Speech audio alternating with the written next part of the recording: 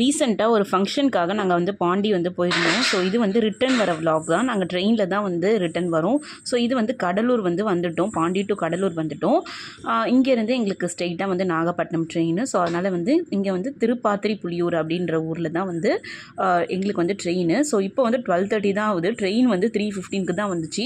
So லஞ்சும் வீட்டிலேருந்து எடுத்துகிட்டு வந்தாச்சு. ஸோ பாப்பாக்காக சப்பாத்தியும் எங்களுக்கு வந்து சாம்பார் வாழைக்காய். ஏன்னா அன்றைக்கி அம்மாவாசைன்றதுனால அம்மா இந்த மாதிரி வந்து சாம்பார் வந்து மிக்ஸ் பண்ணியே வந்து ஒரே பாக்ஸாக வச்சுட்டாங்க. ஸோ வரும்போது ரொம்பவே கஷ்டமாக இருந்தது. ஸோ சாப்பிட்டதுக்கு அப்புறமா பார்த்திங்கன்னா ட்ரெயினும் வந்து 3:15 தான் வந்தது. அது வரைக்கும் ஸ்டேஷன்லேயே இருந்தோம். அதுக்கப்புறம் ஏறினதுமே பாப்பா கொஞ்ச நேரம் தூங்கிட்டா. ஃபஸ்ட்டு ஒரு இடத்துல உட்காந்து அது கம்ஃபர்டபுளாக இல்லை. அதுக்கப்புறம் இங்கே வந்து உட்காந்துட்டோம்.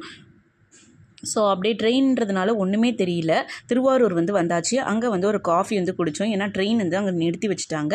ஸோ ஃபைனலாக நாங்கள் நாகப்பட்டினமும் ரீச் ஆகிட்டோம். ஸோ ட்ரெயின் ஜேர்னி வந்து எங்களுக்கு ரொம்பவே பிடிச்சிருந்தது. ரொம்ப ஈஸி.